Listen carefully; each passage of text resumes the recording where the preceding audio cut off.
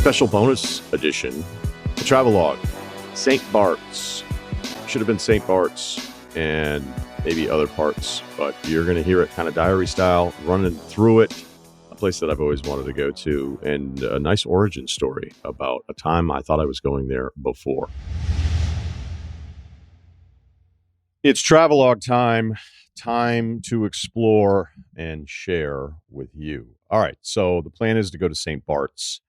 I am here now. We'll run through some stuff. I'll admit, some of these trips, I am hot, coming in red hot. And this one, I don't know. I don't know why. It's obviously a place I've wanted to come to for a long time, which we will cover.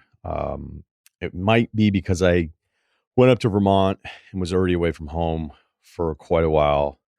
I did have some second job work that had to be done. I guess I can call it a second job because I'm being paid. But it is, I will tell you this, if you want to be a writer, good luck, because you get to write all the time. So yeah, I went up to Vermont and hung out in Stowe for a little bit to just be away, from everybody, which I'm pretty familiar with, to get some work done. Got everything done way ahead of time, was able to get in some fly fishing in Stowe a few days, mostly 3-4 weight stuff, just technical, small stream. We won't get into all the details. But then leaving Vermont, we had some issues with the flights. I don't know what is going on. I was having some bad luck with the flights, but had a delay alert at like 4 a.m. when I woke up. So obviously right back to bed, and then realized that the delay was information on the second flight. So that meant I left Vermont and had to go to Atlanta, because Atlanta is probably the best place to get to St. Martin, which is the major airport here in the Caribbean. And I wanted nothing to do with St. Martin and even less to do with Atlanta. So I think having to go to Atlanta and just hang out in an Atlanta airport by myself for, 16 hours wasn't putting me in the best mindset. I did look to see how far away Northside Tavern was. Great bar. And I was like, 35 minutes and you have to be up at 7 a.m. Maybe if that Allman Brothers tribute band was playing, I probably would have done it, but they were not playing. So right to bed, up early, right to the airport in Atlanta, which boasts the most efficient airport in the world. Has anyone checked on that? I imagine they're leaving out the efficiency of the Qdoba. So I don't know how those rankings work. Anyway, great news, though. It's starting to feel a little bit better. Upgraded to first class. Very excited about that. Little ominous, though, as I was actually walking to hand in not scan my boarding pass. There was an alert on the screen right over my head telling me about a delayed flight to Jackson Hole. Just haunting. So land in St. Martin. So the airport, you've probably seen the videos where there's that beach and the planes land like right over your head. That's the main town strip there on the Dutch side. The airport is on the Dutch side. I hung out in St. Martin many, many years ago. Obviously the Dutch side and the French side. Look, the town with the main area there, that's not that far from the airport. It feels a bit like the Caribbean for people that love Epcot. There's plenty of really nice places. There's some extraordinary beaches. I did a full lap around it. Like I said, many years ago, I stayed on the French side. And it was, it was a beautiful resort. I mean, all you have to do is go outside and look at the beach and you're like, all right, this is really great. But the town part of it wasn't all that thrilling. It was just a little too commercial for me. It just felt like, I don't know. Like I said, I think the Epcot thing explains itself. So, I was planning on going to St. Barts on that trip, but then something happened. So I was out at the beach, was reading, and I saw this huge catamaran anchored not that far into the harbor, and it looked like so much fun. And I was sitting there and I'm like, you know what? Let's be a little adventurous. Again, this is a long time ago. I would never do any of this now. Music blaring from the catamaran, people dancing around. And I was like, they look friendly enough. So I ordered a bottle of champagne at the beach and then swam all the way to the catamaran and just started climbing up the ladder and handed them the bottle of champagne. And this group thought it was the coolest thing they've ever seen. So we all just started high-fiving. I was using whatever broken French I had left over from my years of barely studying it, hanging out. And earlier throughout the beach stay that day, I had noticed this area where all these guys were diving off of this cliff. I was like, man, that looks like something kind of like a bucket list thing to do. It doesn't look that high. And here's the thing with cliffs, they never look that high when you're not near them. So we were hanging out and I was talking to them and I was like, I think I want to jump off of that. And they were like, really? I was like, yeah, I think I do. So, vibes are high. I try not to use the word vibes a million times. And I swam from the catamaran over to this like inlet where you could walk up the side of this cliff and then dive off into this area.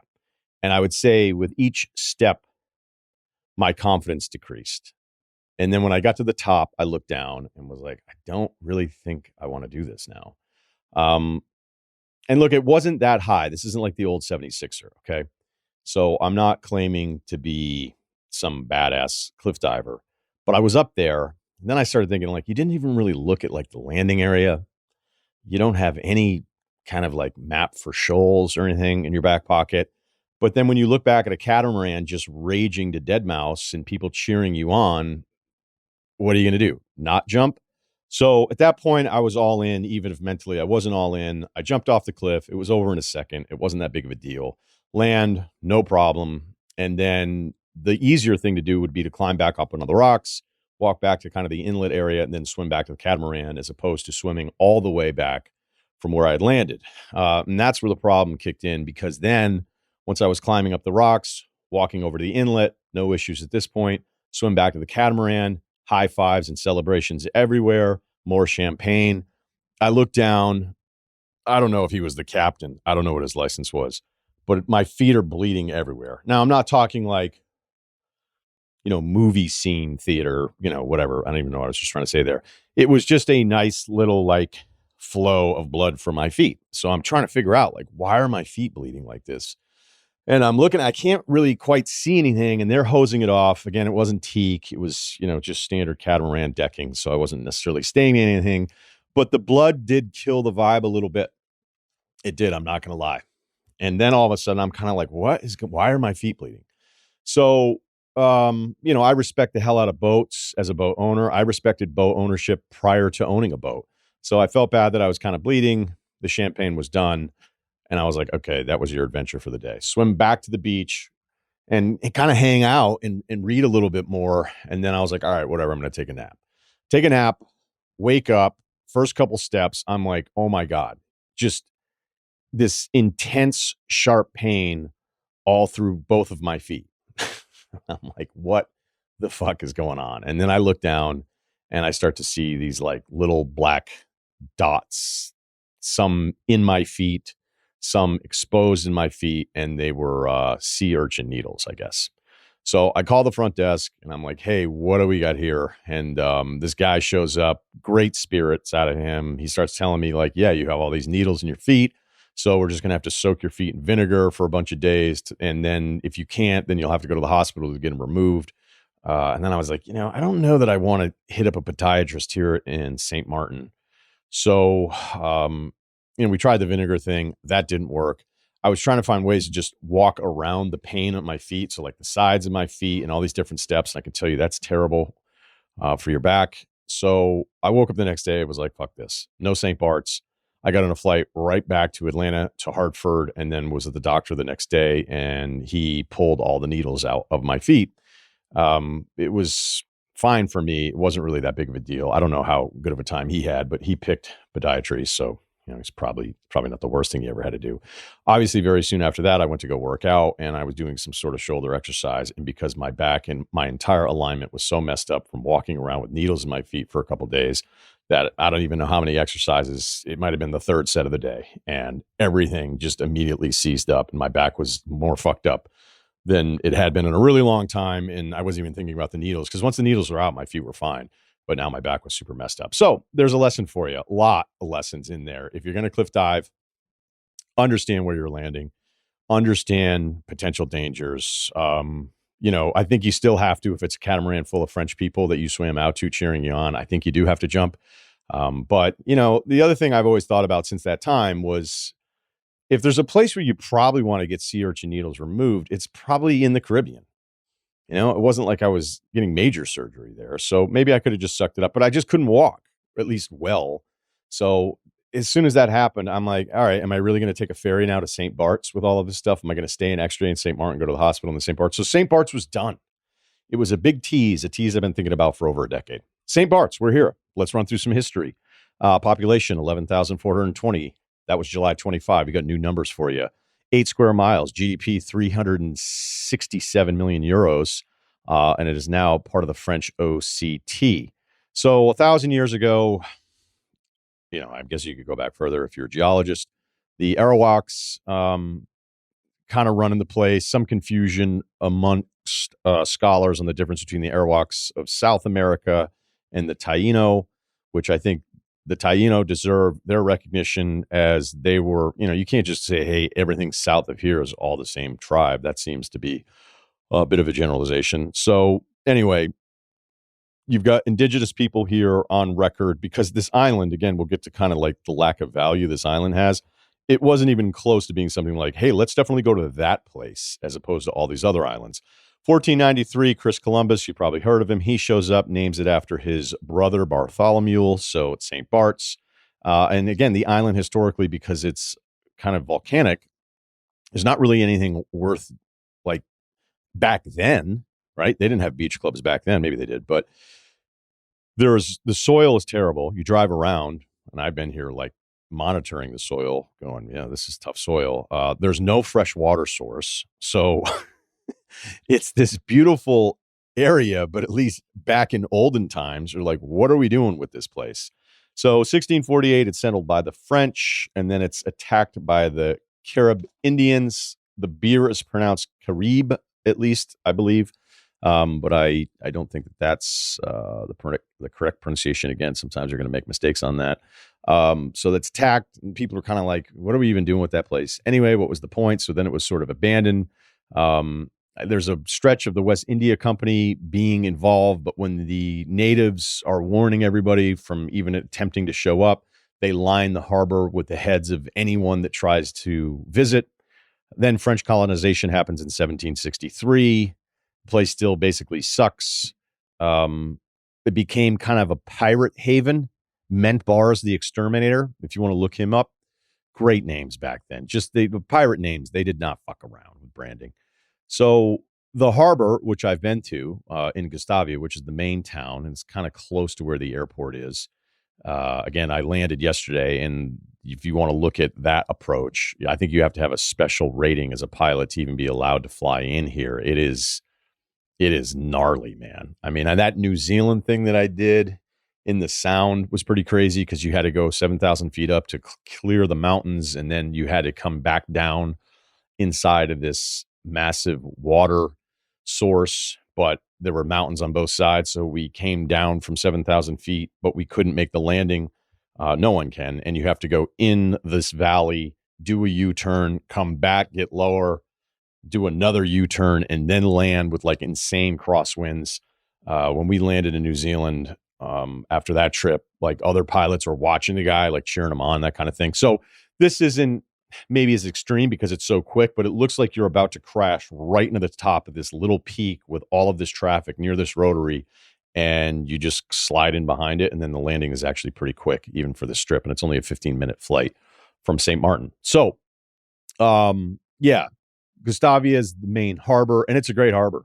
Well positioned, deep. Spent a lot of time looking at it yesterday. Didn't run any depth tests, but I trust history on this one. But a big pirate hangout because the French ships would attack the Spanish ships, and then they would trade their plunder for supplies. So it was kind of a good little hangout there. So French colonization from 1763 on, although the British tried to take it over. Prior to that, the British attack a few different times here. Back to the French in 1784. Then the French, it's back to the French in 1758, excuse me. Then in 1784, the French sell it to the Swedes for trading rights, plus, I believe, cash considerations for trading rights in Gothenburg. So it was this place that, the irony of St. Bart's now becoming one of the top luxury destinations in the world because I don't know, the Rockefellers got involved, Rothschilds have some history here, and then, that Jimmy Buffett, SNL, on and on and on. There was some note that I saw somewhere where they didn't have electricity for a long time, but I just have a hard time believing like the Rockefellers would sit up here and be like, oh, time to go to bed. It's 7 o'clock. But it was a place it's not every 100 years, but for 1,000 years, there was this quest to own it, and yet no one could really do anything with it. So the Swedes take it on. They do a great job with the harbor. It's named Gustavia because of King Gustav III. And for a while, it was like this free port.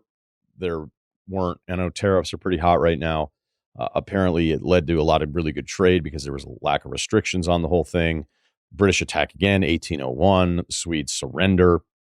And then it's kind of like, I don't even really know who owns it at that point, but technically the Swedes sold it back to the French in 1877 with a note that it was much national shame that they could not sustain this port, and then obviously had to surrender, even though it had some it sounds like a nice little shipping community, nice little stop. But there's just so many other places that are more fertile, that made more sense, way more natural resources.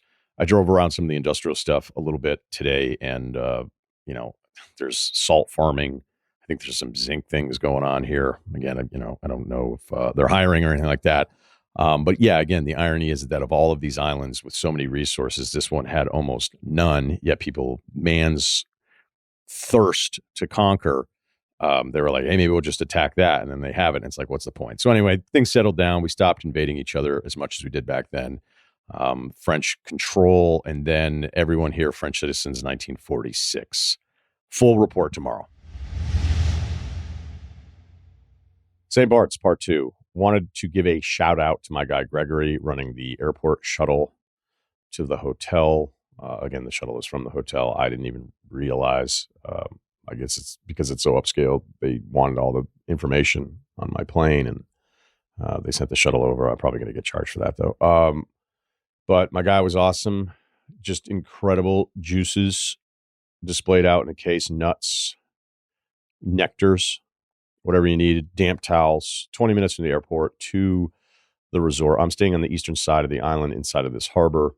The hotel is located on this thin strip of land where there's a body of water in between, where it's not a peninsula, it's connected, but there's water on both sides. And I look out into this majestic harbor with these little islands, uninhabited, very small islands, just rough seas, I would say, to the right. A bunch of smaller boats all anchored right in front of the hotel. So really cool. Some kite surfing over there. I have always wanted to try it. Shout out to the Douglas brothers, but it just feels like it'd be more equipment that I'd be buying and getting excited about, and then buying the first equipment and be like, actually, I need these buckles instead. These are titanium. And then I'd be like, you're not very good at this. So what else? So yeah, I'm in this harbor. It's great. I upgraded to the jacuzzi room with an outdoor patio that walks out into the pool.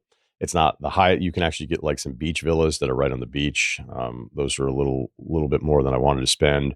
The extra jacuzzi deal, the whole thing with this outdoor access, I think it's like 500 euros more a night. Is it worth it?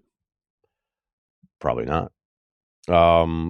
Reading list. What am I reading? I'm reading Lonesome Dove. Shout out to the fiction readers out there. Larry McMurtry. Never read it. Will Kane bought a gun and moved. He was so inspired by this book. A lot of people inspired by it. A lot of fiction. That Lorena, man, she must have been something else. Dudes are freaking out about her. I'm 250 pages in. So I don't want to just do all gym and salad updates for you, because I know that a lot of you are like, hey, cool. You went to where? Pretoria. And you talked about the gym and the salads. Real quick, the gym feels like it's going to be a high rep type of gym. Planet Fitness would be jealous that the dumbbells only go to 22 kilograms. I'm sorry, when I got to the hotel, right to the beach cabana, reading the book, did order a salad, wanted something healthy. Had been traveling, was in Atlanta for 16 hours, which was still in my dome a little bit. And I ordered the fresh, healthy garden salad with chicken on the top, poulet. You know how when you go to Chipotle and there's like that one bite of chicken where you're like, man, that got hacked up into this. I don't know what was going on in the salad. It was like a collection. Now, I also used to have a rule about Sunday salads. I don't know if the produce supply is to blame for this. I think it's just a chicken selection decision. So it wasn't very good at all, borderline gross. And it seems like people love their pickled onions on top of everything down here. So look, salad, Jim, got it out of the way quick. So again, the cab driver was like, you got to go to Nikki Beach for the beach party. That's the huge thing on Sunday. It goes all night. Don't go to Gustavia tonight. Because I was like, I think I owe it to the audience to at least go out one night. So we'll see. Because I don't even know if the first night counts. But I went out for a little bit, taxi from my hotel at St. Jean, which is the other smaller town. Gustavia is the harbor. More going on there. St. John is this rotary with a bunch of restaurants, a few different bars, a little bit of shopping. Nikki Beach is right over there, a couple other different beach clubs, a few hotels, but it is really small. Like if you blink through the rotary, you are through the town. And so I wasn't going to go to the Nikki Beach party, even though by the time I was going to get settled and then get back into town and then just solo, sober, winding down epic beach party with DJs inside of this like restaurant bar thing, just wasn't going to be a good fit for me right now. So did hit up a restaurant. Again, the taxi there was 57 euros. It was like an 11-minute drive. I didn't have a timer. Maybe it's 12. Sat down at the bar at this pasta place. Don't worry, I'll do seafood for you guys. Hammer dude next to me telling me I have to get the truffle cream deal. And I was just like, yeah, okay, whatever, Claude. And then I noticed a woman by herself. She was having a big fancy drink. Looked like it may have taken 20 minutes to prepare. And she was reading a book. She was just sitting there reading a book. I don't know what her deadlift numbers were, but she seemed to just, she had a cigarette, a book, a look was exchanged. And I was kind of looking at her. It's funny because I'm by myself all the time. I'm like, poor thing. And then I was like, yeah, whatever. She probably thinks you suck. So headed over to La Piment. I think I have that wrong. We'll correct it later in the week. And it is just this kind of bar deal. They do serve food. I sat in this area where the scooters are 2-3 feet behind you. If somebody had a horrible mirror on like a dually, it may even hit you in the back. There was a couple other bars. I walked up. I saw one place. It was a bunch of English guys, two in particular, super red-faced. I don't know if it was from the booze or the sun, but usually traveling international, I try to avoid the rowdy English. And UFC fights were being re-aired, I think. Well, it was UFC, so it wasn't live. So I was like, I'm not going to go into there. So I sat and talked to some old waitress who came over and was like, what do you want? And I was like, just give me whatever your lightest beer is. So we had some Caribs.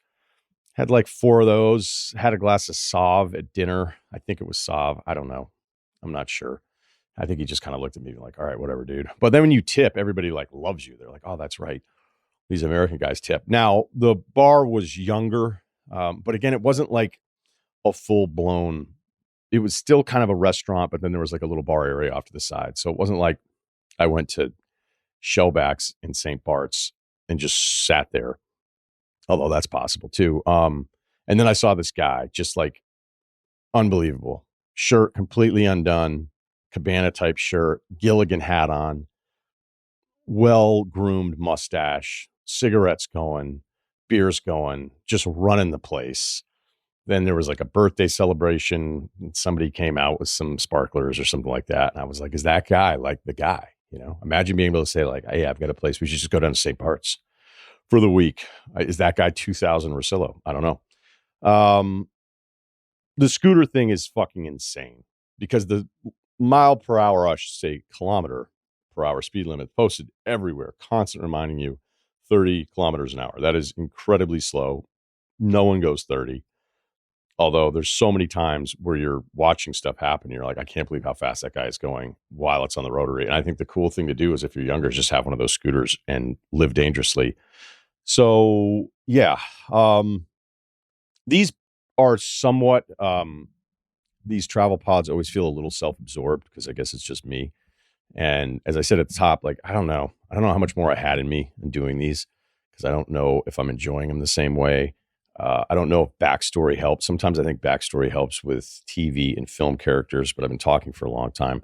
So I don't know that you need a ton of backstory on me. But yeah, like I thought I was actually planning this trip to not be solo. Didn't happen. It's okay. Things happen. Professionally, I have like a bunch of great things, but there's also a lot of professional uncertainty, which I actually kind of look forward to. I enjoy the twists and turns of not knowing. But this is a different place for me to be in than probably some of the other times that I've done this, where I know exactly kind of like where I'm at. It could be that I'm even sharing that because I love Paul Thoreau so much, my favorite travel writer, and the best travel book I've ever read, Happy Isles of the Oceania, where he basically starts that book with like, I think my wife wants a divorce and I may be sick, even though his doctor tells him he's not sick. Because you're like, why is this guy kayaking from Australia, New Zealand, and then into these islands? Like, where's this guy's head at? I mean, he is kayaking to places that I don't know if you can send mail to. And he's just like, yep, posting up here. We'll see what happens. And then locals would come over and be like, what the fuck is up with this guy? And it's like, well, if you had read the beginning of the book, you would know where his head was at. So let's rent a car because the taxi back. So I spent €107 and tips, €127 on a round trip taxi trip. Again, if I was going to go out, I wasn't going to drive anyway, but I'm like, all right, we need to rent a car. Hotel does it for you. They were like, what do you want? And I said, you know what? I actually want something small. I don't need a Land Rover. I don't even know where you park it. Every turn, every corner, all these blind corners, trying to back out of stuff. No way. The streets are so small and stuff is constantly happening. And if you go the wrong way and you have to get back the other way, you just feel like, how am I going to back out of this without having a scooter fly by me? And next thing you know, making headlines. So I got a Mini Cooper convertible, dominating, love it. It's got a little pickup up these hills, and you need it because some of these cars feel like they're going to stall out all the time. So next day, drove around in the Mini Cooper, just loving it. Little Allman Brothers, although I'll admit I've heard some of this Caribbean music down here, and you're like, I wonder what that song is, and then you just can't. Siri's just not quick enough sometimes. There's construction everywhere on the streets. So sometimes one side will be closed. It's not that traffic is necessarily bad. You're never really waiting that long. And then when you think about the houses and the, end of the pod, when we do the categories, could I live here? If you don't have like something that's away from the road, and so many of these houses, it's just, you're on this road, you're flying down, and then you just pull off immediately and you're in this driveway, and then there's your house just right there. I haven't seen any yards anywhere. So do love driving around, especially with the top down. It's my first convertible, I think. I probably did some stupid Mustang thing in my 20s thinking it was awesome. But I shot over to Nikki Beach the next day to eat, to see what it was like. And it was great. The food was great. We had some Wahoo tacos for the fish people out there, and then some ponzu thing. I thought it was a little salty myself. But St. John is really cool. It's it's just really little, but there's these beach clubs that immediately you take a right down some path from the sidewalk, and then it's just paradise, and it's like 2 minutes away. So it's perfect. Shot over to Gustavia, major harbor, more going on in that town, except the entire town shuts down from like 1 to 4, 1 to 5. That's 1,300 hours. For some of you others, where the town, other than a couple cheeseburger stands that I stopped at one, it was awful. There's nothing. So they have Louis Vuitton, Hermes, Brunello. They've got Rolex, Patek. They've got everything. Nothing's open. Although, the high-end watch places, it's not like rich people come here and be like, hey, all these watches that no one can ever get, you have them all available. Just going in there is like, hey, is there a 30 millimeter you have for sale?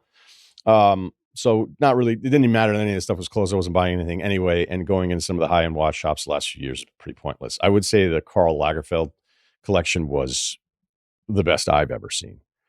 Gustavia is also just really cool, but much bigger than St. John. So it's the major town, the major harbor. I did, as I was having my cheeseburger, fire off a WNBA salary tweet. If you were worried, look, I've been very consistent about this throughout the years. When the NBA would argue that half the teams were losing money, that was a big David Stern thing, not an Adam Silver thing. It was like, okay, but if I'm going to buy something for $300 million, this worth $6 billion 20 years later, I don't care about your operating cost year to year. It doesn't guarantee you a profit when you know you're going to make. So look, when the WNBA teams, part of the TV package was packaged in through ESPN having to do it, some of the ads are done because it's a partnership with the NBA. I didn't have a ton of sympathy for some of the arguments about the player pay.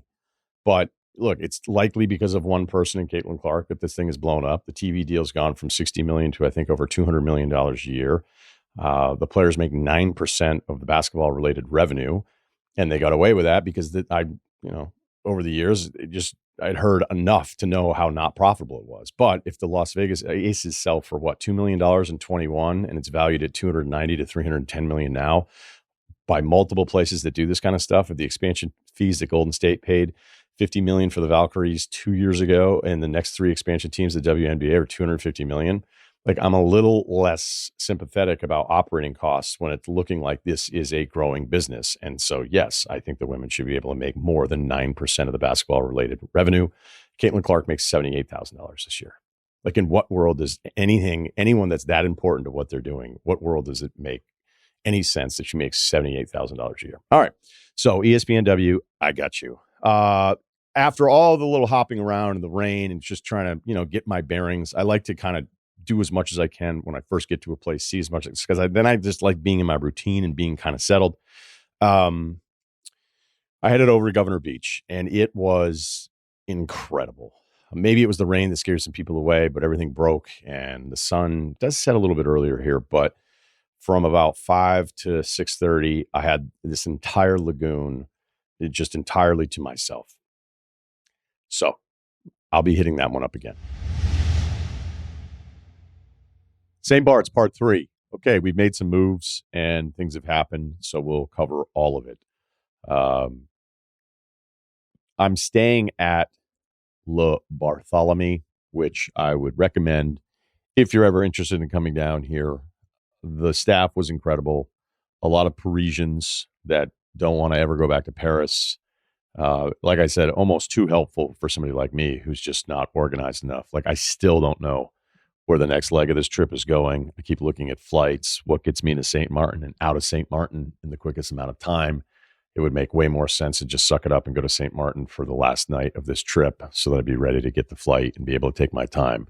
But I'm trying to thread the needle here so that I can get to St. Martin, get to the airport, and then leave on the back end. So St. Kitts, Nevis, obviously Alexander Hamilton, a huge part of that reason why I want to do it. Just feel like I owe the guy, if we do go there, we'll talk about his upbringing.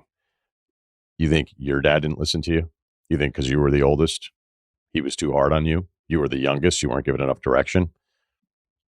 How about shitting yourself in a bed next to your mom while she dies? All right. That's what old Hamilton was dealing with.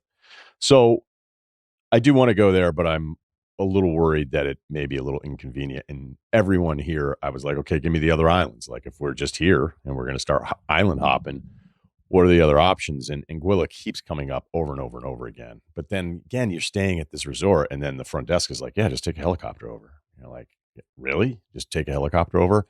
We looked at that. Like, look, your guy's doing all right, but I'm not, it was funny too, because when I started asking about other hotels and other resorts, Charlotte, who was just a gem, I don't know if she knows that her name, even though she's French and that's how it's pronounced, is the name of a mispronounced Shub town in Vermont. But she was like, oh no, just stay at this place. And it was like 5,500 euros for 2 nights. I was like, yeah, Charlotte, like, that's a lot. That's a lot. And it was like, what the fuck? Somebody in St. Barts is actually worried. So no, it's not necessarily a budget, but I mean, come on. Who are we kidding? And on top of everything else, the helicopter, I think, was $5,000. It's private. That's cool. But I just don't think I'm going to do that. So look, that's all just kind of lingering in the background of all of this stuff. So we talked about Governor Beach. The next day at the resort, this is something I don't know the last time I've ever done this, if I've ever done it. But when I was at Bartholomew, I had a couple hours of phone stuff. I had about 2 hours of work I had to do. And obviously it's not ideal. It's not what I would normally want to plan out for something like this, but it just had to happen. And then I was kind of thinking about the moves I was going to make and driving around. I thought, you know what? This place is so sick that you're staying at that if you knew that this place existed, you would, if you were staying somewhere else in a different part of the island, you would drive here and spend the day here. That's how sick this is. And guess what? You're already here. So I did a full day, and part of it was influenced by the fact that I had to get some work done, and it just ended up being a lot of work calls that I just was like, look, I'm posted up here the entire day. And that's what we did. So that meant the next day I couldn't wait to get out. And we try to do 4 beaches in one day for you. And that's technically what we did. So there was a western part of the island where it's Colombier Beach. And I was given a heads up that the seaweed season is upon us here. And based on current wind direction and just where the tides are at, it's a tough time. It's been a bad seaweed season. So this beach, you drive all the way through this other part of the island. There is kind of this thing that I guess would pass for a town. I did see a basketball court. I did bring my Devin Bookers. Shout out to the extension. I have not bought a basketball, which is usually something I do on this kind of trip just to get some shots up and say, hey, when you went to St. Barts, did you get shots up? Fuck yeah, I did. Did you try to dunk? Maybe. Did it work? No. But I looked at the court. It's a turf basketball court, which means they're playing soccer, but there are 2 rims. So I can only imagine. I'm like, I bet you would fuck yourself up so bad playing on that. I haven't ruled it out, but I didn't do anything that day. So I make it over to Colombier. And like I said, you park about 15 minutes. Well, I would say you park and then it's about a 15, 20-minute hike. As I went to the parking area, it smelled like the worst waste plant, just rancid, awful. And it's just this seaweed that is stuck in these lagoons. And you can see it. It's like red. You could even see it on the flight when I came into St. Martin. You could see these lines, I mean, obviously a captain's always looking for things, always trying to just scan the horizon, but you would see these lines and be like, man, looks like heavy seaweed season. That's what I was thinking. And then of course backed up by the locals. So felt good about that visual. But as I parked and then loaded up the old pack to take some pictures, water bottle, book, I'm like, it smells like shit. So are you going to do, a hike, post up? This is going to be an hour out of the day. We're trying to get 4 beaches in one day. So that's the one that technically I don't feel like I got. Although I do think I maybe saw a part of town that was worth checking out. So then I went back to Gustavia to check out Shell Beach. Now, Shell Beach is exactly that. It's not sand. It's just crushed shells. It is right, like a right and a left and another block from the town. So it's super convenient to the town. You can walk up. There was a lot of families there. Little bit of some topless action, which, to me, it's just sort of head down. But that's an American thing. Like if I were Italian, I would just be like thumbs up, So that's probably really the approach. But, head down by yourself, lonesome dove, and hung out at Shell Beach for a little bit. Nothing really happened there. It was just after Governor Beach. I'm like, okay, well, in the back of my head, I'm like, I just want to get back to Governor Beach. If I'm really going to do this and post up, I don't know that this is going to be the place. Shell Beach, hanging out. They did have kind of like a JV version of Nikki Beach with the DJ and the food going. I actually went to go up to like get some food, and I could just tell they were kind of like, dude, where's your party? We're doing bottle service here in the middle of the day, even though there was families at the actual beach area, because you could just walk down to the beach area and have nothing to do with it wasn't any kind of like beach club, but I think they were trying to pull that off because the DJ looked a little bit like Devendorf. So I could see what they were going for. And no one came to the hostess station for 10 minutes. And finally I was like, well, fuck this. I'll just go eat somewhere else.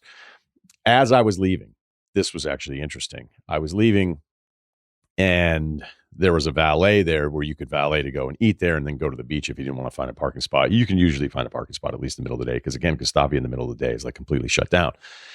And this dude, white kid, 20s, he was valeting cars. And I was walking back to my sick Mini Cooper convertible, and he was parking another Mini Cooper convertible and he rammed it right into a wooden fence, like loud. But the people that had given him the car, they didn't see. Who knows how mad they would have been? They likely were renting it. He wasn't upset with himself.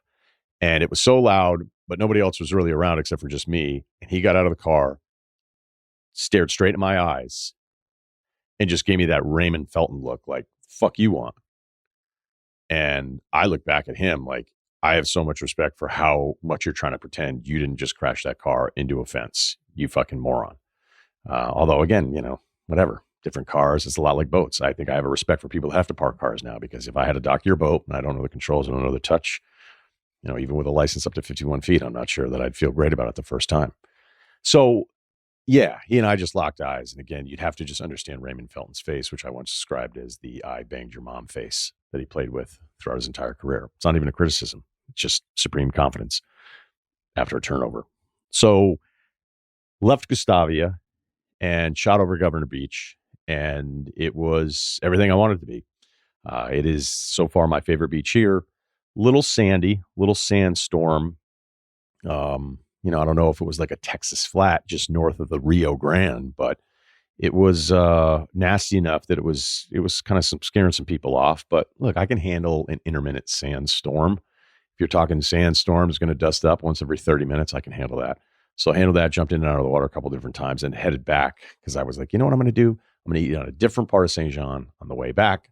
And then I'm going to go back to my resort and just hit sundown. So that's what we did. Drove back there after a quick bite and made it back for sunset. It's not the greatest sunset spot, but in a way, because the sun is blocked out over this kind of, again, it is a bit mountainous here. They're not like high peaks, but it's just such undulating topography. It's just all over the place. Like these roads that feel like you're going down a roller coaster and then wondering if your car is going to make it up the other side. And I have gotten my bearings here a little bit because I did get lost a few times. I think I went down the one-way street the wrong way. And then again, when you have to back out of the whole thing, like all you're doing is just being like, please, if you're a scooter, don't be going twice the speed limit. Because the scooters do not give a fuck. They actually run, I don't know if it's official, like elected office, but they run the show here, the people on scooters. So back to the resort for that. And I did something I don't know if I've ever done this before, but because my room and the Wi-Fi was so strong throughout the resort, I grabbed a pool chair right on the edge of the infinity pool, which was then right to the sand, very close to the beach, watching the sun go down. And I threw on Skyfall on my laptop because I was like, yeah, maybe I'll just kind of chill out and watch a movie for an hour. And I go, well, wait a minute. Why don't you do it outside in St. Barts? And I'm telling you right now, I'm going to start doing stuff like that more often. I was just having a blast. I was just sitting here. I was like, this is just so relaxing. Great. So I was going to eat at the resort that night. Let's talk about the food a little bit. And if you'll allow me a minute or two on sinks. Between Vermont and now the resort I'm at, people are getting really creative about sinks. And as a guy that grew up installing a few of these things, I don't know what happened. Whenever we got to the kind of accepted, hey, let's have a sink that's a basin, this kind of pitch on both sides, it all funnels to the middle, then everything kind of drains. And that seems to be good. Like, what's the fucking point of anything else? And then design people got involved. And the last 3 places that I've stayed, 2 places in Vermont, this resort I'm at now, they're so aggressive with the sinks that they're trying to develop and install that what you notice is these don't really work. Like, yeah, they look modern and it's kind of cool, but they don't work. Like, there's always shit in them. If you spit out your toothpaste and you don't go like right to the funnel, then, the sinks before, this was never an issue. I don't remember this. I don't remember toothpaste residue all over everybody's house and you just go visit.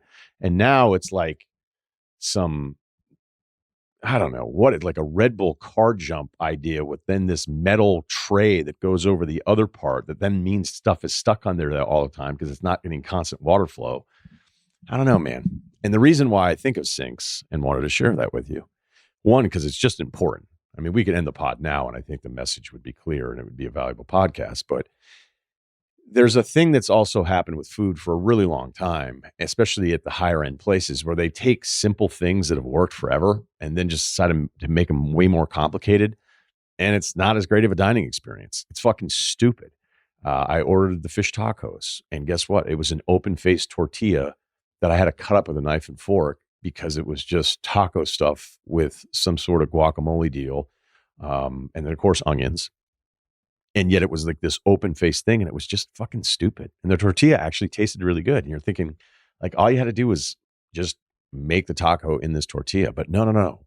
This is a 5-star resort. We have to take food that has generally been accepted as simple, just like sinks, and we have to make it more complicated. And then dinner, I got I think mahi sampler or whatever, and they cut it into 1,000 diced pieces like I was 3 years old, and then put toothpicks in all of them when you were like, you know what, just a piece of fish probably would have been really good. And I do think when I ordered the fillet, they gave me the kid size, to the point where I even asked, I was like, is this a kid size fillet? And they were like, of course not, sir. And I think it was like 79 euros, and it was like 2 thimbles across. So you run into that at some of the higher end places. There was a lounge singer. I went to the bar and talked to my guy, Lucas. I had a Sauv, and then he asked me if I had tried this Belgian beer ever. And I was like, I'm game. So he cracked one of those open for me. I left a tip, so that meant the beer was free because he was so excited that somebody tipped him. And then it was just me and the lounge singer, just the two of us. And then I was like, well, is she looking at me because I'm the only one in here? Or is this a bit like what happens when you go to those places to stay open a little bit later and they pretend they like you? Should I not look at my phone? Should I stop outlining this podcast? Is she going to ask if you're a writer? What do you say? Because you actually are writing down on a legal pad in a fucking resort in St. Barts by yourself like a fucking weirdo. How do you handle this? This could be like a scene out of Casablanca. Lucas and I are talking. He also never wants to go back to Paris, unless he's going to visit family. So I don't know. I don't want to break news here in case there's someone in his extended family that's listening to this podcast. So you know what? Nothing happened. Nothing happened. But I wanted to share those thoughts with you as I ran through all of them. So to bed, up early, checking out. They're like, what are you doing with your rental car? And I was like, I'm just keeping it. They're like, do you want to shuttle back to the other place? I was like, I could just drive my rental car to the other place. What's going on here? What's going on there? Tons of questions. They didn't know what to do with me. Like I said, they just kept sending text after text, Mr. Russillo, Mr. Russillo. They weren't upset about anything. They just couldn't understand why I didn't care more about any of these things. And I just was like, look, here's a $20 bill. Bring me my car. And I'm just going to drive to the hotel and check in when I need to check in. And they were like, all right, we've never experienced anything like this guy. So I did see a gym that feels a bit like it wants to be like the jungle gym there in Tulum, which I have hit up. That was strange during that weird kind of COVID trip that I went on. And I was like, I'm going to hit up a real gym here for a little bit. Roll in 45 euros for just a day pass. And they had the wooden stuff. But honestly, that wooden stuff, for it to be heavy, is just a massive pain in the ass. Like all it is really is like, hey, I have these mammoth pieces of wood dumbbells in my hands. And it looks like it's 300 pounds, but it's maybe 65. And it's just a pain in the ass. And they actually had normal stuff in there, which was great because the Tulum thing is strictly a photo shoot. You get your workout in, but it's kind of a gimmick more than anything else. Not that I'm even knocking it, but let's just say you wouldn't want to be, if you lived in Tulum, you'd probably want a different gym and wouldn't want to do that every single day. This one was nice because it had traditional equipment. And then it had all the photo op stuff if you want to do that. And they even had some heavy bags, throwing some 12 ouncers. Those gloves stunk wicked bad. Took them off pretty quick because I was like, how much of a hardo do you want to be at this place? Threw on tons of kilograms of weight. I'm not even sure if I've done the conversion, which sometimes can be good because you don't even know what you're putting on. And you're like, hey, can I do this right now? That was pretty good. And then the cool part was they had, and I don't mean that to be funny, they had a cold tub.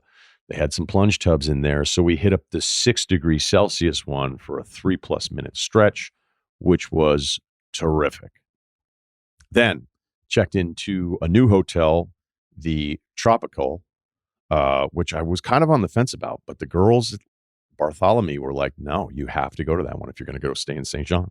And that's where I'm staying now. And had a work Zoom, have a nice room. This place is fantastic. It's a little closer to the action.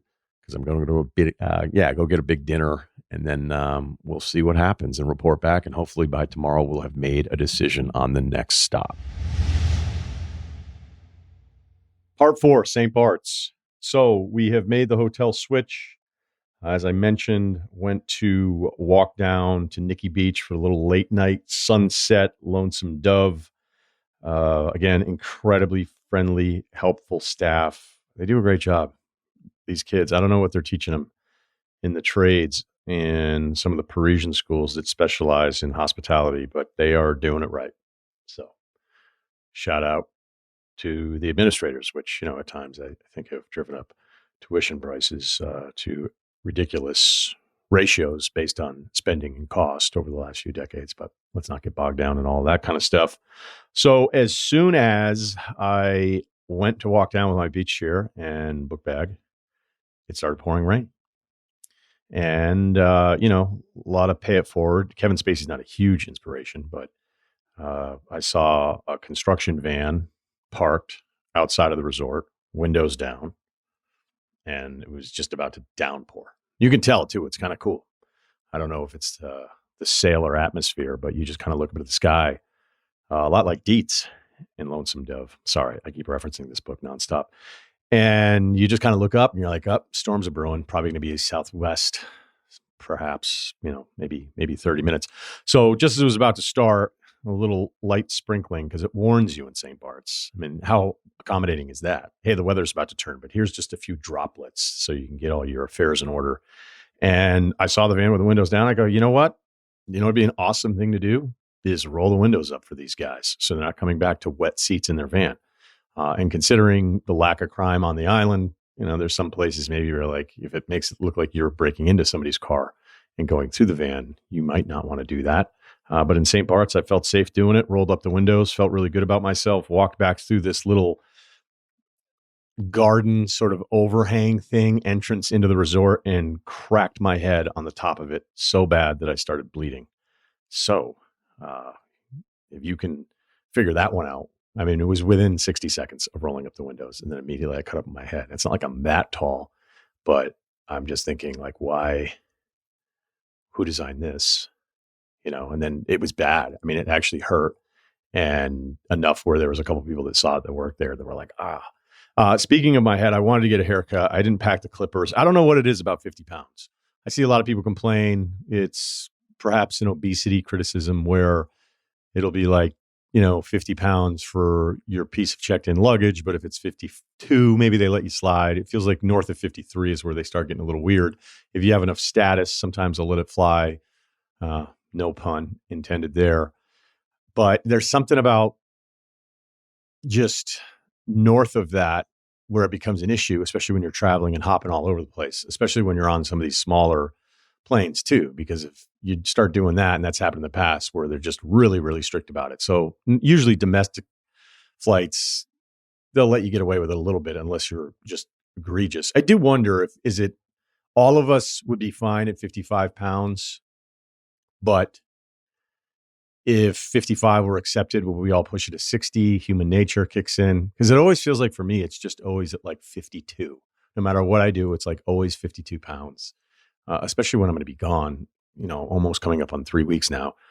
There's just no way to avoid it. And I've got the podcast equipment and I have my Devon Bookers, so a lot of the essentials. So anyway, I didn't bring clippers to shave my head, and it's getting a little weird. Like almost, does he think that looks good? But you know what? I'm not here on the scene the way I would have been when I was younger, so I don't give that much of a fuck. But at the same time, I would like to shave the head and get things tightened up here a bit. So now I have scab in the top of my head after I helped out the guys with the windows. That took a little too long. So here's the plan. I promised that I would try to make a run at it at least one night. I mean, it's St. Bart's, right? It's a festive place. It's a lifetime destination. A lot of people are going to go there maybe one time in their life, right? I know that some of it's been pre-retirement scouting for myself, which I've hinted at in the past. Again, that probably sounds good out loud. Maybe I'm lying to myself, but it's let's just say on my radar. Hey, could you ever do this? So I asked the hotel about getting a haircut because their salon on site wanted to charge me $100 and it's going to take like 2 minutes. And I was like, that just feels like it's a little excessive. And then the guy who valets the cars was like, I know a girl, she'll come to your room. I was like, wait, slow down. He's like, to cut your hair, 30 euros, no problem. I was like, all right, great. And then they wanted to do it at 8 a.m. I was like, I don't know that I want to do that at 8 a.m. because again, the promise to myself and the audience was that I would try to make a run at it one night, no matter what the night presented, just go for it. So also to step up the food part of it for you, because look, I think I deserve all the criticism post San Sebastian. That's on me, hand up. No one else to blame, obviously. So there's a place called Le Papillon Oeuvre, which means the drunk butterfly. It's a Parisian-style tapas restaurant right in Saint-Jean, one of the 38 sections of St. Barts that I learned. It's a really small place to have 38 different sections. But it does. I believe they're called courtiers, maybe. So I make it over to Le Papillon solo. You never know. It wasn't like super busy, but people were at the tables. People were outside. And the menu was like incredible. It was all in French. Everybody super, super French. The owner, she was from Paris. The waitress was from Paris. Everybody that I've met is basically from Paris. And I haven't met one person that's from Paris that says anything nice about Paris. Like every one of them. Now, granted, if this is the kind of person that wants to move to St. Barts from Paris, then there was nothing in Paris. But this is a continuing theme of everyone that I've met. And they're all service industry people. It's not like I'm like meeting people socially. But hey, where are you from? Even one guy was like, are you from Paris? He's like, how could you tell? I was like, I don't know, something about it. Maybe I'm getting used to it. And none of them have anything nice to say about Paris. It is across the board. So Le Papillon. I went with the beef tartare. And here's the thing with beef tartare. It needs to be cold. The meat has to be cold.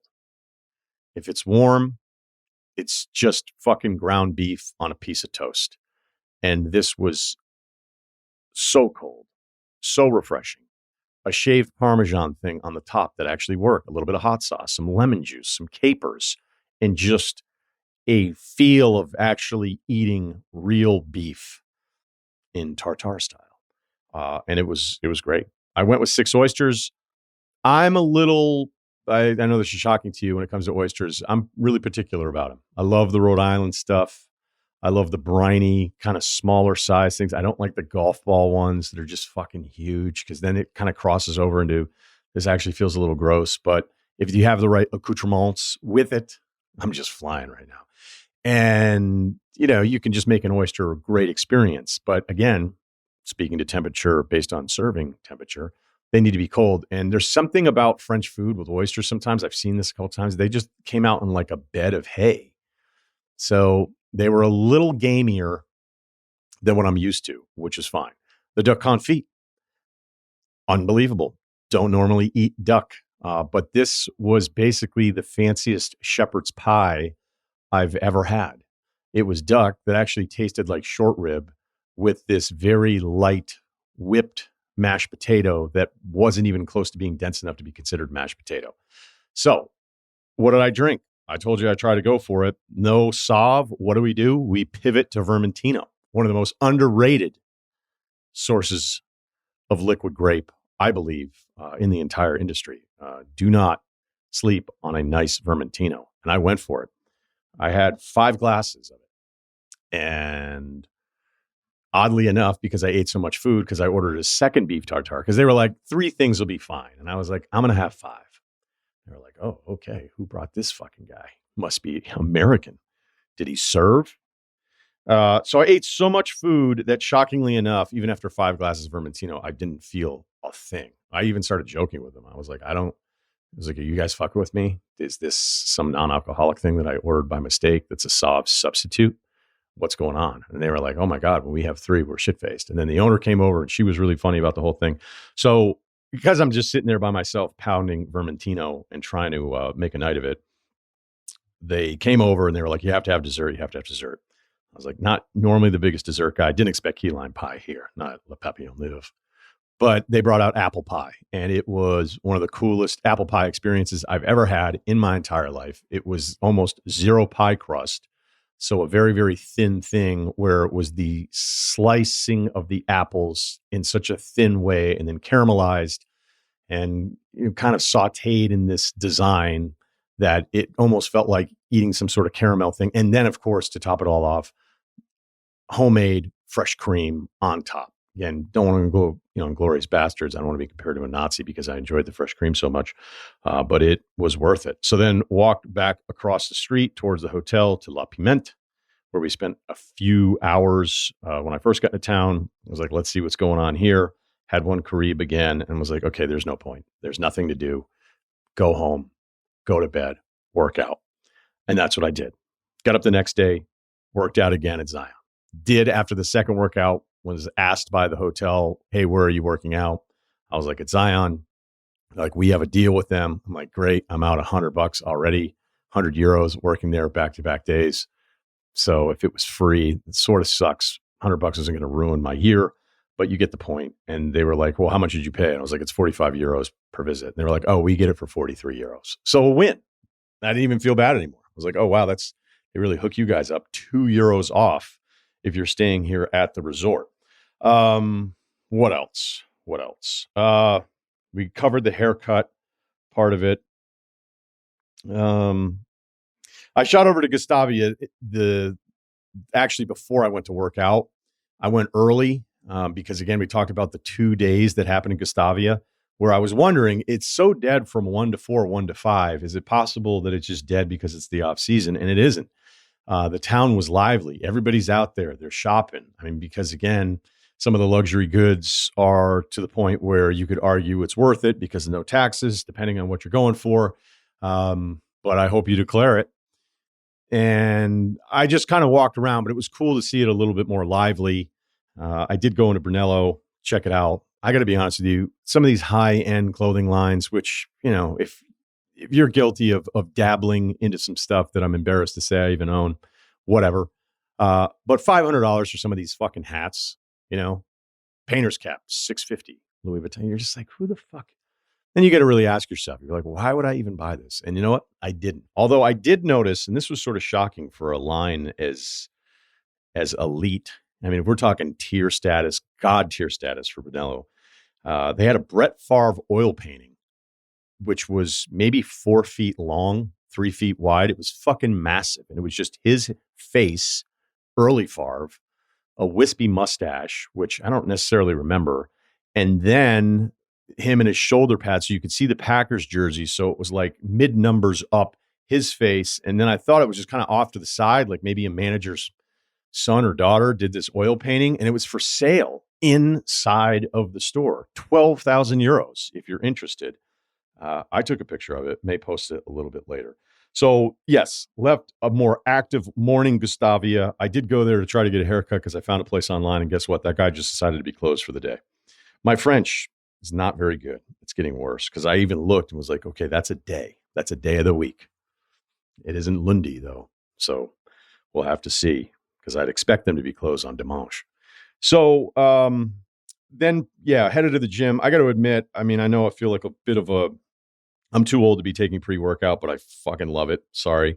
And scooping some pre-workout into a pre-workout concoction that I put together on the road, in a parking lot, in Gustavia, in the harbor, as people are walking inside of Louis Vuitton. I was like, you're either the fucking coolest or the least cool. You can decide on that one. So workout, nothing to report much there. Back to the hotel, reset, and let's head back down to Nikki Beach because Nikki Beach, that was the plan to spend a good chunk of the day there. Yesterday, I did go down. There's this just incredible little harbor from Eden Rock over to another beach club. Nikki Beach is kind of right in the middle of it. The hotel that I'm at, I mean, if you can't afford Nikki Beach or Eden Rock, which almost like nobody can, to go to Tropical and walk across the street and then not have to deal with any of the parking stuff. It's actually a huge St. Bart's hack if you end up doing it. So walk in there, sit down, read, not much to report. Although there was an Instagram model, I believe, shoot, I need to check the tagged locations, where it was about a 40-foot turquoise boat, just beautiful outboard setup. I don't even know what the make was, but it was gorgeous. And there was a model who, again, I couldn't tell how old she was because because, I didn't have a great sight line.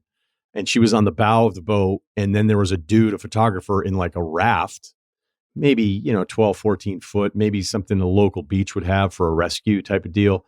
And the photographer, the photog, was in the raft taking pictures of her on the bow. And then the boat had to keep like spinning around the entire time.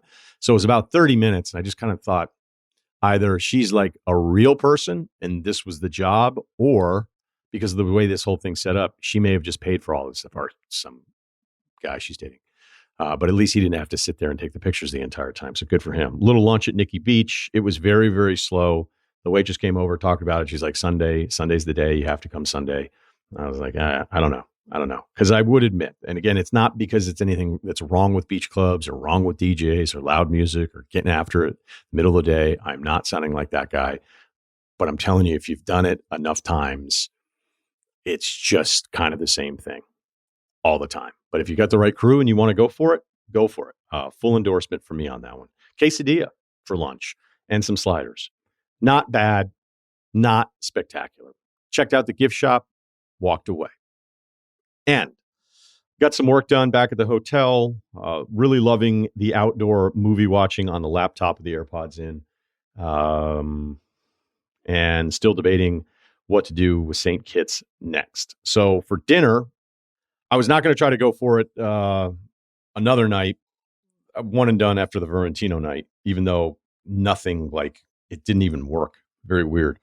Didn't work on me. So I went out to the hotel lobby, checked in with Jasmine, and said, hey, how's this sushi place down there? And she's like, oh, it's my favorite sushi place, St. Barts. It's the best, no problem. So walk across, and then I start realizing, like, as I'm looking at my phone, which isn't always the greatest source because sometimes the signal works, sometimes it doesn't. And I'm looking for this sushi place, and the pictures look good. It was fine. And you walk down to Nikki Beach, and then you cut across. And I'm going across Nikki Beach, which closes really early, by the way. So it's not even open at night. And I'm looking at my location. It's like, I think I'm walking past it, but I don't see it anywhere. So then I walked over to this other beach club where I walk in through the front of it from the beach, which is sort of weird because it's super dark. And by the way, there's no street lights anywhere in St. Barts. And I walk up into the bar, and I'm pretty sure I was crashing some sort of wedding reception. Everybody was dressed up really nice. It wasn't just a St. Bart's thing. There were a few looks. I was not dressed up. And, they looked at me, I looked at them, and I assessed the situation. I was like, all right, I wasn't going to stay there anyway. And it wasn't the sushi place. So I finally can't find it in this little cove of there. It shouldn't be missing. A restaurant shouldn't be fucking missing. I can't find it. Everything's dark. I'm like, all right, maybe it's just, let me call the number. I call, the place was closed. So I walk over to Eden Rock, which is the other legendary spot there in Saint Jean. Even more expensive to stay, I would say, there than maybe anywhere else. Certainly there's villas that were far more expensive. But if you look at this place like peak season, I don't think you would ever get a room there less than 6,000 or 7,000 euros a night. So I was a little curious, and it actually worked out great because I'm like, well, instead of going to this random sushi place, I'm going to kind of one of the other standard stops that are like, it's very famous. And you walk in and it's all red, and they have their little Instagram backdrop of Let's Rock, Eden Rock, St. Bart's. And it's this incredible room, awesome bar, 2-tier dining room, another kind of social area off to the right side, all opened up to waves just crashing down to this lit beach where, again, the water in this little lagoon in this area is just crystal blue. It's perfect. And so you're looking at the room, and the red is something about that old school red that just pops and makes you think about, like, imagine when this place is rolling that week before Christmas, New Year's Eve, what this must be like to see Baz Luhrmann next to, I don't know, Ben Bird and April Watson just mapping out the next major motion picture. It was inspiring. Went to the bar, sat by myself.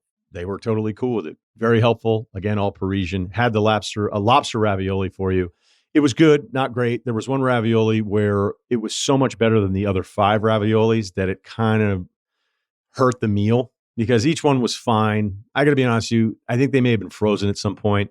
A great lobster ravioli, you can just see the meat break off inside of the ravioli. These felt a little too packaged down. Then this one ravioli was better than the rest of them. I appreciated that it was served in a broth. It wasn't really seafoody. It was kind of a lemon wine butter thing. It wasn't a cream sauce. I don't know how you kids do it, a big healthy bisque, and then you're supposed to go out. Who the fuck does that north of 30? So this was nice. It was appreciated. There was a broth, couple vermentinos, and then over to the gift shop where you're walking around and you're like, you're going to buy something that you're going to wear none times. And I bought a red t-shirt for 100 euros. Totally. I had to. I felt like I had to. At least I didn't buy the Von Dutch style Eden Rock trucker cap that I think was 250 euros.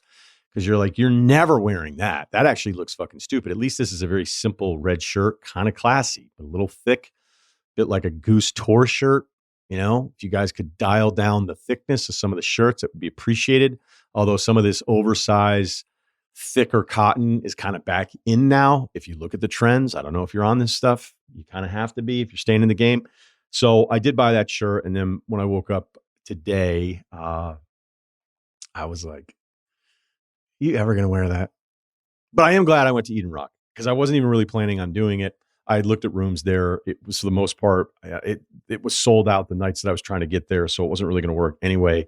But it was clearly one of the coolest. It makes sense why that place is so famous and so many people go there, because you imagine when it is peak season. I saw 0 celebrities, by the way. Maybe other people saw one, but you get the point. Like, you could just walk into this room and totally get how it must be sick for all the people that have access to be able to get into there during the peak season and just all be socializing and heading back to their just expansive villas. So will I make it to St. Kitts? No, I will not make it to St. Kitts. I'm fucking over it. It's been about 3 weeks since I've been home. I have a quick turnaround where I have to go back to the East Coast. I have a million things going on. I'm sick of pulling over in my rental car and then parking someplace and then talking about business. And so I am going to kind of regret this a little bit, but I also looking at the St. Martin flight thing. I'm like, this sucks. And then you're going to do all of this to get to St. Kitts for like 2 days. So I'm going to be really disappointed in myself when I get home, but I'm going home. Categories. All right. Could I live here? The retirement plan after spending a week here is taking a bit of a hit. I don't even know if it was like really possible, but again, what do we say on this show? Don't put a salary cap on your life. So I've looked at real estate here just to see. And now that I've driven around and gotten to know the areas, and I do think you could do like 4 days here and you got it. Even if you're not a huge explorer type person, like within 3 or 4 days, it was actually kind of cool. Like the second day I had my bearings and I was like, okay, all right, I know where I'm going now. And I mean, you can take a left turn and it's wrong, but it's just going to filter you somewhere else that fixes it for you because the place is so small. But to do it right, to have a place that you were really excited about, it's an astronomical number. All right. So there's that. And despite my ability to function in isolation, even that might be too isolated for me. And you got to remember, the people that live there basically because they're in hospitality. And then whoever is working to make sure the toilet's flush. But so much of it is tourism, and so much of it is people buy these expensive villas, then hire villa management companies. There's villa management companies all over the place. I might have seen 20 different offices that specialize in that, because I think that's such a huge part of the industry is you buy something and then you're renting it out and paying property managers and the whole thing. So maybe you could argue, if you had that kind of money, that you could pull something like that off and make back some of it on renting it out religiously. But living there, I think it's even a little too slow.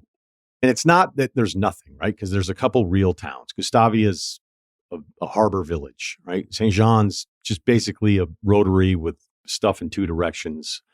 But it's not like you're walking up and down all these streets or anything. I mean, you can walk through St. John from like the end of it in less than 10 minutes, one end to the other. But even if you had a sick house, infinity pool, the whole deal, even with beach access and you had the boat, let's just say the retirement option has been downgraded. I don't know what it is, but it's been downgraded. And it also, well, again, I don't want to put a salary cap in my life, so I'm not going to say it's not even attainable. Boating. I'm disappointed in myself. I scouted it a little bit and I was like, okay, is it going to be worth 2,000 euros to take out a center console that's going to get its ass kicked in the break, trying to get out of a couple of these different areas to then poke around and look at a beach that you could have just driven to? I mean, some could argue I traveled, I took 3 flights to go to a beach that is not even as nice as the one in my backyard, but whatever. My backyard is in a foreign country. I want to check it out. I've thought about this place for a long time. So to take the boat out, to spend that much money, and when I would look at how the wind would pick up on a couple of the days, I'm like, I don't even know if you could get out in a center console. Again, to rent something that's huge just by yourself, that's just a waste of money. And then it's like, where could I actually anchor? In Mallorca, it made all the sense in the world because even though it wasn't the biggest boat, it was like 27-foot center console. Maybe it was 24, I don't remember. But it wasn't that hard to get out of this huge, huge lagoon. It was basically like a mini bay. And then I worked over Beyonce and found a private beach that you can't get to. You can't drive there. You can't really walk to it, but you can anchor a boat and then you can swim to this beach. And it's like, this is awesome. So it felt entirely worth it when I did it there. And then again in Lucerne, Switzerland, I mean, you can't walk next to that lake and go, how, you would never go like, why wouldn't you get a boat here? So with St. Barts, it felt a little more complicated and just didn't really feel like it was worth it. If I had a massive, massive catamaran, if I had sailing skills, maybe. All right. This is immature, but we're doing it. Toughness scale from Clint Eastwood, High Plains Drifter Clint, although maybe we just, to keep it nicer, say Pale Rider Clint, to D'Angelo Barksdale. So a scale of toughness there. How did I feel? I did hit the bag, did some Muay Thai at the gym, looked around a little bit. There's a couple of decent sized guys, a lot of ab guys though, with some hair accessories that I didn't love. I would give it a lot of skinny Parisians. Honestly, some of the Parisian guys were awesome. Some of the biggest dorks were like the rich American guys that are even a little bit older than me that I would just overhear talking. And I was just like, Jesus, I hope this guy doesn't want to make some sort of connection with me whatsoever. Because, I might not be the coolest guy, but whatever. So yeah, I'll give myself a 7 out of 10 on that one. Also, side note, at the gym, I had an acai bowl. I was like, let's see how they do this in St. Bart's. It was soup. People got to stop. Like, if you can't make the fucking bowl have any kind of consistency to the texture, then just get out of the bowl game. Well, we're doing this because it's what some guys want to hear. Women. Scale of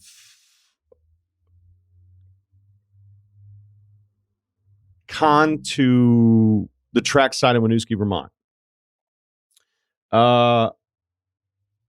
It's a lot of just younger service industry men and women. And it's pretty good. This guy from Switzerland waited on me.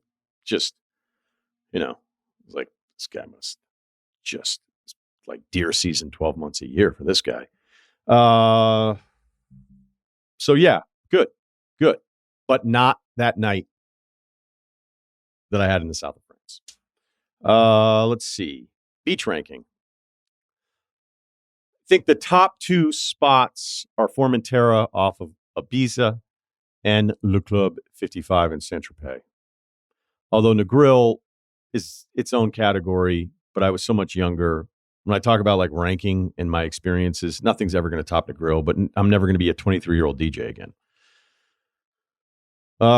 It's not, I didn't go to any beach that was better than Formentera or Le Club 55. Governor Beach was awesome because I had it to myself. It was beautiful. The Nikki Beach thing is fine. The water is gorgeous. It's not so warm even at that longitude, latitude marker. Because sometimes you go down to South Beach and you walk into the water, although I haven't gone to South Beach in a long time, and you just go, oh, cool, I'm taking a fucking bath. And I feel grosser than when I was sitting on the beach. Let's see. My French is getting worse. Oh, this is something that's important. Import-export deficit. Very concerning. I was looking into the numbers here. Out of 226 ranked countries, recognized bordered nations. I don't know how you would frame that because, I feel like we've got more than 226, but according to who's, he's like, I guess D1. 226 territories. St. Bart's, their deficit ranks at 208 in the bad way. Refined copper coming in at number one, 13.2 million in 2023. These are 2023 numbers. I don't have the 25 data yet, but again, we're not through the year. My guess is that refined copper number is probably going down too. And then you balance that with, all right, so you're sending out 13.2 million in refined copper.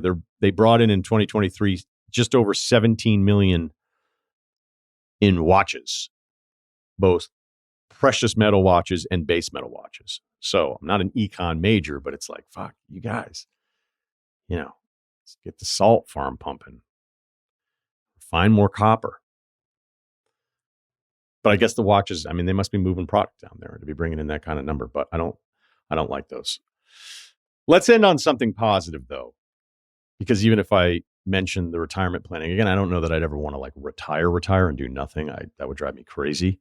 And it's probably too early for me to even be thinking about this. I'm a planner, if anything, right? So I love thinking about scenarios, playing them out. But I want to talk about the whore from Lonesome Dove, Lorena. Again, that's the term they use for her in the book. So I just want to be accurate historically in there. Although we could call her a sporting woman too. That would probably be nicer. So let's use that term. So Jake Spoon shows up, right? And Jake Spoon used to run with Call and Gus, who were all Texas Rangers. Is that name offensive? And they were kind of just, trying to settle Texas in the border a little bit. A lot of horse thieving going on, cattle thieving, a lot of hanging. And, just showing up, basically Texas colonization. So Jake Spoon is somebody who makes a great first impression. I think a bad second impression. A third impression is probably like, this guy kind of sucks. But he shows up to Xavier's establishment. Xavier is the owner of the bar, and Lippy's the piano player there in Lonesome Dove. And Lorena's got a room upstairs and entertains men that need to be entertained. And so Jake rolls in, and he's on the run. He had shot a dentist by mistake somehow in Arkansas. And he shows back up to Lonesome Dove, hooks back up with Call and Gus, who then are thinking about making a move up to Montana based on Jake's recommendation of like saying, hey, Montana, look, I would agree with Jake. Montana's great, but a little less refined perhaps than today. No Big Sky resort, no Yellowstone resort. So Jake and Lorena hit it off immediately. You don't get this a lot after the services are compensated, but they end up cuddling. He's like moved in. He's like sleeping there. And Lorena desperately, and she's had an awful, awful life to this point. But apparently she's just stunning. And cowboys come from all over asking about the blonde. And she picks Jake because Jake is someone that can potentially provide her with the means, not necessarily money, but like she wants to make it to San Francisco. And at this time period, it's not super realistic that Lorena would just get in a horse and ride from Lonesome Dove to San Francisco. Not going to work out. So she needs to go with somebody. And Jake Spoon's like, I'll do that. But Jake's, he's a gambler. He likes to drink, telling her everything she wants to hear. And like the first few nights are magical, right? And so I thought that this was really telling and something we should all remember. From page 149, hardcover, obviously. Immediately, Jake Spoon began to change the way her thinking worked. Before he even brought his bottle to the table to sit with her, she began to want him. If he had taken the bottle and gone to sit by himself, she would have felt disappointed. But of course he didn't. He sat down, asked her if she'd like some refreshments, and looked her right in the face, and for a while in a friendly, easygoing way. It seemed a miracle to Lori that a man had walked in who could figure that out so quick, because he had said to her, we didn't see this much beauty when I lived in these parts. Now, if this was San Francisco, I wouldn't be so surprised. I reckon that's where you really belong. I laid into that a little bit more towards the end. So it seemed a miracle that someone could figure her out so quickly. In the last year, she began to doubt her own ability to get to San Francisco, and even to doubt that it was as cool and nice as she had been imagining it to be. And yet she didn't want to give up the notion. And here's the part that matters, because she had no other notion to put in its place. It might be silly to even think about it, but it was the best she had. I hope you enjoyed that episode enough to listen to the whole thing. I'm sorry it wasn't more exciting. Ringer Spotify. They were going to name me Michael Jordan. My dad was like, I don't think he can live up to it, so they named me Michael Jared.